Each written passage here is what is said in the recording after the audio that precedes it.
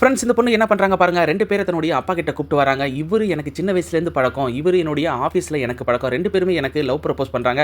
நான் யாரை கல்யாணம் பண்ணிக்கிறது, நீங்கள் தான் செலக்ட் பண்ணணும்ப்பா, அதுக்காக தான் உங்ககிட்ட கூப்பிட்டு வந்தேன்னு சொல்கிறோன்னே, சரிம்மா நான் பார்த்துக்கிறேன்னு சொல்லிட்டு 2 பேருமே பலார்னு அரைஞ்சிடறாரு. அதில் ஒருத்தவர் எதுக்காக என்ன அரைஞ்சிங்க, ஏதாவது நான் தப்பு பண்ணியிருந்தா என்கிட்ட சொல்லுங்க, நான் கேட்டுக்கிறேன், இப்படி எதுவுமே சொல்லாமல் என்ன அடிக்கிற வேலைலாம் வச்சுக்காதுன்னு சொல்கிறாரு. ஆனால் பக்கத்தில் இருந்தவர் அவர் பெரியவர், அவருக்கு தெரியும் ஏதோ ஒரு தப்பு நம்ம பண்ணியிருப்போம், அதனால தான் நம்மளை அடிக்கிறாரு. அவர்கிட்ட வந்து நீ எதிர்த்து பேசுனது தப்புன்னு சொல்லிட்டு இருக்காரு. உடனே இந்த பொண்ணு தன்னுடைய அப்பாவை தனியாக கூப்பிட்டு வந்து, எதுக்காகப்பா இப்படி பண்ணீங்க, நான் என்ன சொன்னேன், நீங்கள் என்ன பண்ணிட்டு இருக்கீங்கன்னு சொல்லி கேட்குறாங்க. இதெல்லாம் ஒரு சைடு இருக்கட்டுங்க. எப்போதும் வெளிப்படையாக பேசி பழகுறது நல்லதா கெட்டதான்னு சொல்லிட்டு மறக்காம கமெண்ட் பண்ணுங்க.